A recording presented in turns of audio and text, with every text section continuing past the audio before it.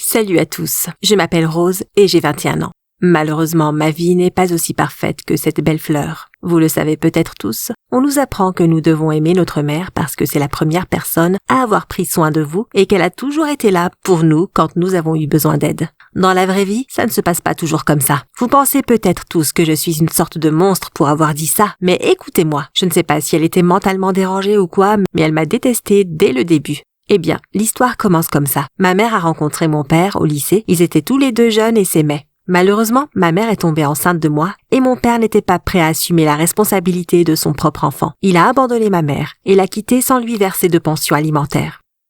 Ma mère a essayé différentes méthodes d'avortement, mais elle en était déjà à la 3e semaine de sa grossesse. Les médecins ont affirmé que si elle se faisait avorter, il était très probable que sa santé se détériorerait et qu'elle souffrirait de divers autres problèmes dans un avenir proche. Elle ne pourrait pas avoir d'enfant. Elle a donc renoncé à cette idée et m'a donné naissance. Ma mère a même essayé de m'abandonner à l'hôpital après m'avoir donné naissance. Elle ne voulait même pas voir mon visage ou me prendre dans ses bras comme le ferait une mère.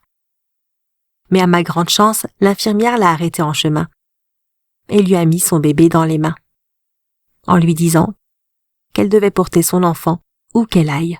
Bien sûr, en réalité, elle ne voulait pas de moi.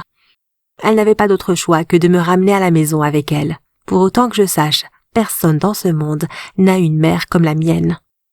Elle me déteste tellement, je n'arrive même pas à y croire encore aujourd'hui. Quand j'étais enfant, je pensais que c'était comme ça que la plupart des enfants étaient traités dans leur famille avec une mère célibataire. J'avais tort de croire une telle chose. Je ne sais pas pourquoi ma mère me haïssait autant. C'est peut-être parce que mon père l'a abandonnée à un si jeune âge alors qu'elle était enceinte de moi. Elle a beaucoup lutté pendant ses années de collège. Ma mère ne s'est jamais beaucoup occupée de moi. Elle ne s'occupait de moi que parce qu'elle était ma seule tutrice et qu'il était de son devoir de s'occuper de son enfant. Quand j'avais 5 ans, je suis allée à la plage avec ma mère et elle m'a laissée seule faisant des châteaux de sable. J'étais une petite fille. Comment pouvais-je savoir que ma mère me détestait tant et qu'elle essayait de se débarrasser de moi dès qu'elle en avait l'occasion? Ma mère a essayé de se débarrasser de moi à la plage. Pendant que je jouais, sans réfléchir, j'ai commencé à manger du sable et des pierres. Tout d'un coup, je me suis mise à tousser au même moment où ma mère essayait de s'échapper sans moi. Le surveillant de la plage a attiré l'attention de ma mère et l'a arrêtée. Il lui a dit qu'elle devait garder un œil sur son enfant et que je mâchais du sable. Je ne sais pas si c'était un coup de chance, mais j'ai toujours été secourue au bon moment. Puis ma mère s'est mise à faire semblant de s'inquiéter de moi en référant à la stupidité des enfants. C'est comme si elle devait être récompensée pour avoir fait de telles choses. Ma mère me laissait toute seule dans la maison. Elle me criait toujours dessus sans raison particulière, et quoi que je fasse, elle faisait toujours un tapage de toute situation. Elle travaillait comme directrice pour une entreprise d'automobile et était toujours occupée. C'était une femme très stricte lorsqu'il s'agissait de travailler et elle m'ignorait souvent lorsque je lui demandais de jouer. Elle était tout le temps énervée. Elle a également engagé quelques nounous pour moi pendant mon adolescence. Je ne pouvais pas croire que le travail était plus important pour ma mère que moi. Elle ne me donnait pas d'argent de poche, bien sûr, chaque fois que je lui demandais quelque chose. Elle commençait par me dire que j'étais une enfant si ingrate qui ne comprenait pas tous les sacrifices qu'elle faisait pour moi. Pour être honnête, j'essayais toujours d'aplanir la situation. J'ai vécu dans la misère toute ma vie pendant ces 17 années. Je supportais cet enfer, pensant que nous changerions un jour, mais ce jour n'est jamais arrivé et ma relation avec ma mère s'est détériorée de plus en plus. Je ne l'aimais pas. La façon dont elle me traitait était totalement injuste. J'étais fatiguée de l'entendre crier, de m'engueuler sans raison. Maintenant, je suis habituée à ses cris et à sa colère. Quand j'ai eu 17 ans, j'étais en dernière année de lycée. Je voulais aller à une fête de fin d'année qui allait avoir lieu. J'ai donc demandé à ma mère si elle pouvait me donner de l'argent de poche pour m'acheter une belle robe de bal. Je lui ai expliqué la raison et tout ce qu'il en était d'une manière très respectueuse.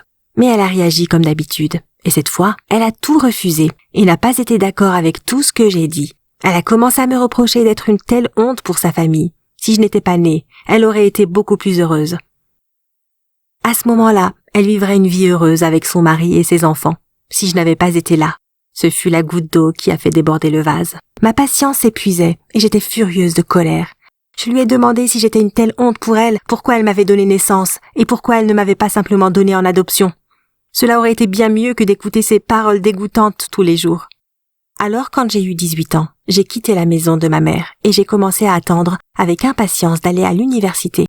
J'étais très bonne dans mes études. Alors j'ai obtenu une bourse. J'ai été acceptée dans la plus grande université de mon pays. J'ai vécu dans un dortoir pour ne pas gaspiller inutilement l'argent. J'ai également commencé à chercher un emploi à temps partiel et j'ai travaillé dans une épicerie pendant quelques mois parce que j'économisais de l'argent pour mes autres besoins. Comme je poursuivais mes activités dans le domaine de la mode et du design, j'avais toujours besoin de nouveaux vêtements et de matériaux de marque coûteux pour concevoir et réaliser mes projets. J'avais besoin d'une énorme somme d'argent à dépenser pour mes besoins en matière de conception de mode et de vêtements. Littéralement, ma chambre était décorée avec tellement d'échantillons de modèles recréés que même mes camarades de classe étaient stupéfaits. Je m'intéressais beaucoup à la mode, alors j'y mettais tous mes efforts.